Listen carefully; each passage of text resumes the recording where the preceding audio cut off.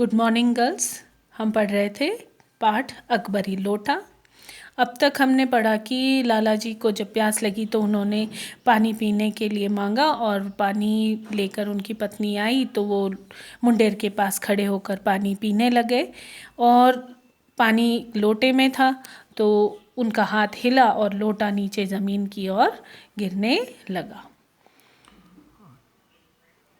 लाला झाऊलाल ने देखा कि इस भीड़ में प्रधान पात्र एक अंग्रेज है जो नख शीक से भीगा हुआ है। नख शीक यानी सिर से लेकर पाँव के नाखून तक, यानी ऊपर सिर से लेकर पैर तक पूरी तरह भीगा हुआ है और जो अपने एक पैर को हाथ से सहलाता हुआ दूसरे पैर पर नाच रहा है।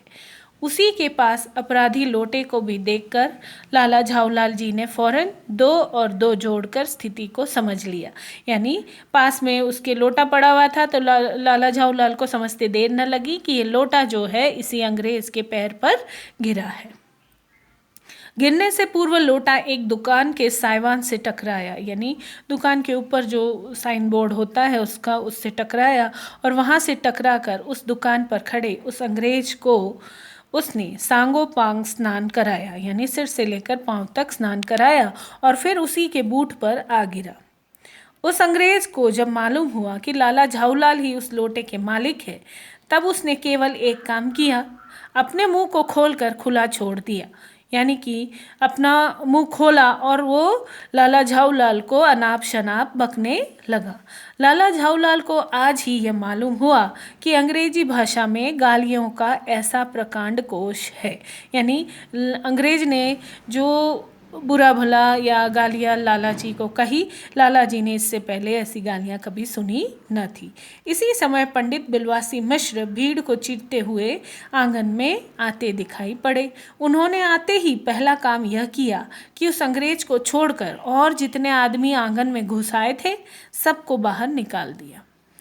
फिर आंगन में कुर्सी रखकर उन्होंने साहब से कहा, आपके पैर में शायद कुछ चोट आ गई है, अब आप आराम से कुर्सी पर बैठ जाइए। साहब बिलवासी जी को धन्यवाद देते हुए बैठ गए और लाला झाऊलाल की ओर इशारा करके बोले, आप इस शख्स को जानते हैं? शख्स यानी इंसान या आदमी? बिल्कुल नहीं, और मैं ऐसे आदमी को जानना भी नहीं चाहता जो निरीह राह चलतों पर लोटे से वार करे। मेरी समझ में he is a dangerous criminal, यानी यह एक खतरनाक मुजरिम है। तो उस समय बिलवासी मिश्र जो है लाला झाऊलाल से बिल्कुल अनजान बन गए और अंग्रेज की तरफदारी करने लगे।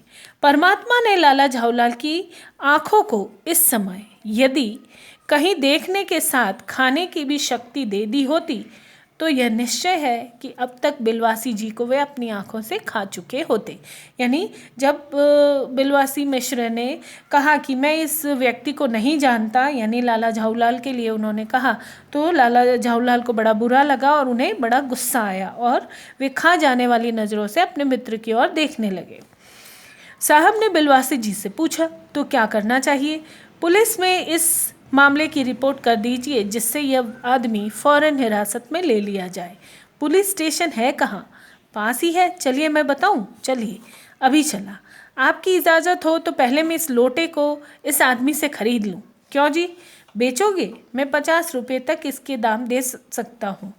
लाला झाऊलाल तो चुप रहे, पर साहब ने पूछा, इस रद्दी लोटे के आप 50 रुपये क्यों दे रहे हैं?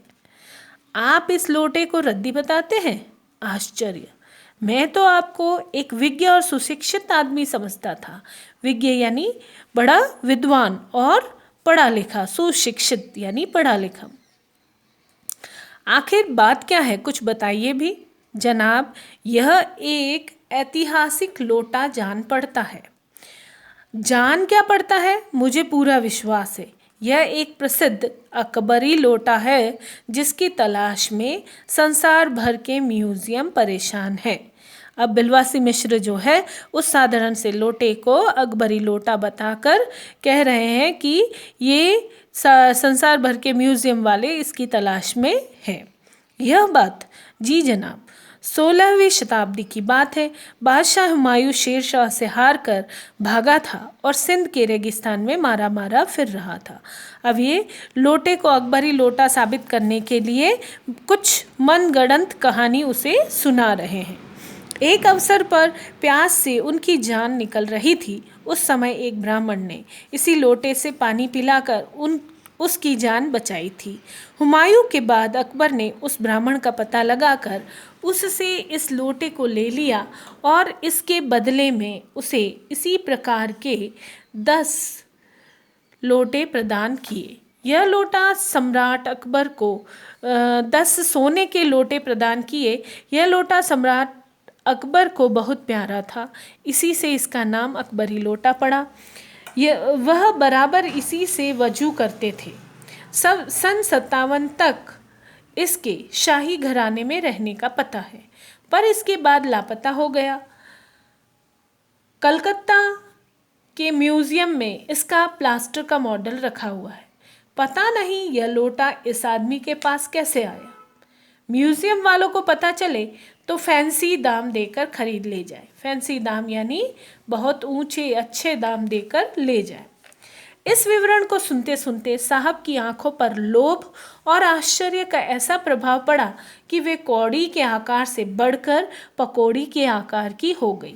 यानी लोटे की जो कहानी सुनी तो जो साहब है वो भी ऐतिहासिक चीज़ों को संग्रह करने का शौक़ रखता था, तो उसकी छोटी छोटी आंखें खुली की खुली रह गई, फैल गई। उसने बिलवासी जी से पूछा, तो आप इस लोटे का क्या करिएगा? मुझे पुरानी और ऐतिहासिक चीज़ों के संग्रह का शौक़ है। मुझे भी पुरानी और ऐतिहासिक चीज़ों के संग्रह करने का शौक़ है। जिस समय यह लोटा मेरे ऊपर गिरा था उस समय मैं यही कर रहा था। उस दुकान से पीतल की कुछ पुरानी मूर्तियां खरीद रहा था। जो कुछ हो लोटा मैं ही खरीदूंगा। वाह, आप कैसे खरीदेंगे? मैं खरीदूंगा, यह मेरा हक है। हक है? जरूर हक है। ये बताइए कि उस लोटे के पानी से आपने स्नान किया या मैंने? अब अंग्रेज और बिलवासी मिश्र में ये बहस होने लगी कि लोटा कौन खरीदेगा। आपने। वह आपके पैरों पर गिरा या मेरे? आपके। अंगूठा उसने किसका भुर्ता किया, या आपका भुर्ता किया या मेरा? आपका। इसलिए उसे खरीदने का हक मेरा है। यह सब बकवास है। दाम लगाइए, जो अधिक दे वह ले जाए। यही सही। आप इसका 50 रुपया लगा रहे हैं, मैं 100 देता हूँ। अंग्रेज ने कहा कि आप 50 दे रहे तो मैं 100 देता हूँ। मैं 150 देता हूँ, बिलवासी मिश्र ने कहा। अंग्रेज ने कहा मैं 200 देता हूँ। अजी मैं 250 देता हूँ। यह कहकर बिलवासी जी ने 250 के नोट लाला झाऊलाल के आगे फेंक दिए। साहब को भी ताव आ गया। उन्होंने कहा आप 250 देते हैं तो मैं 500 देता हूँ। अब चलिए। अब अंग्रेज ने उसके 500 रुपये जब देखा कि बिलवासी मिश्र 250 दे रहे हैं तो उसका डबल करके अंग्रेज ने 500 रुपये में लोटा खरीदने का प्रस्ताव रखा। बिलवासी जी अफसोस के साथ अपने रुपये उठाने लगे, मानो अपनी आशाओं की लाश उठा रहे हो। यानी वो एक्टिंग कर रहे थे कि जैसे उन्हें बड़ा भारी नुकसान हुआ हो और बड़ा दुख हुआ हो कि लोटा उनके हाथ से निकल गया। साहब की ओर देखकर उन्होंने कहा लोटा आपका हुआ, ले जाइए, मेरे पास 250 से अधिक रुपये नहीं हैं। Thank you girls. शेष पाठ हम अगले भाग में पढ़ेंगे।